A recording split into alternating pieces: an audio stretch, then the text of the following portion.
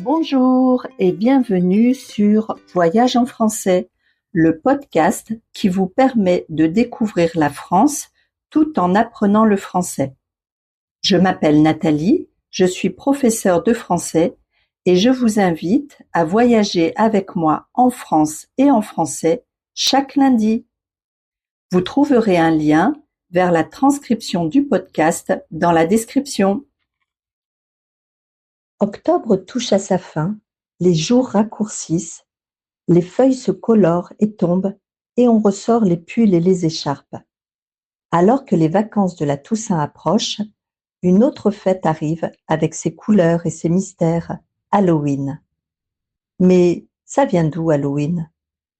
On connaît surtout Halloween pour les célébrations incroyables aux États-Unis, avec ses décorations macabres et ses enfants déguisés frappant aux portes pour le traditionnel trick or treat. Mais en réalité, cette fête tire ses origines d'une tradition celtique venant d'Irlande, où on pensait que le monde des vivants et celui des morts se rapprochaient le soir du 31 octobre.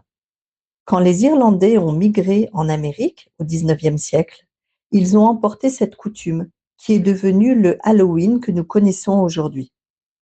En France, Halloween n'a jamais vraiment atteint la même ampleur que dans les pays anglo-saxons, même si elle connaît un petit succès, surtout auprès des enfants et des jeunes.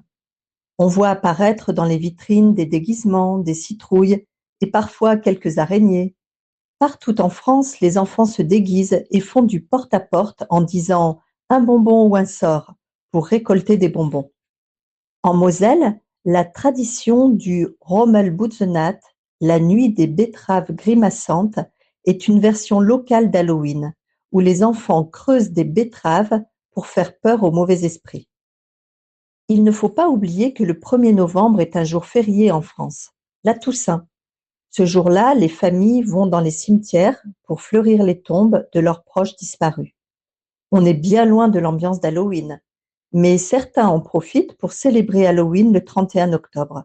C'est aussi l'occasion pour les familles et les amis de se réunir, de se déguiser et de s'amuser. De nombreux lieux en France, comme Disneyland Paris, le parc Astérix ou encore le château de Rivaux, organisent des événements spéciaux pour Halloween. Décors effrayants, chasse aux bonbons, personnages monstrueux, il y en a pour tous les goûts. Au château de Rivaux, par exemple, plusieurs activités sont organisées pour les enfants en fonction de leur âge. Chasse au trésor, chasse aux bonbons et jeux de piste.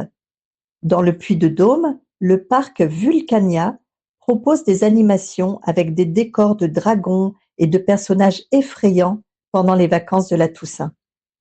Pour une soirée plus simple et plus tranquille, on peut aussi organiser une soirée film d'horreur à la maison entre amis ou bien aller au cinéma. Et voilà, cet épisode se termine. J'espère que vous y avez appris plein de choses sur la France et le français. Merci beaucoup. Je vous donne rendez-vous la semaine prochaine pour le prochain épisode. Et en attendant, prenez soin de vous.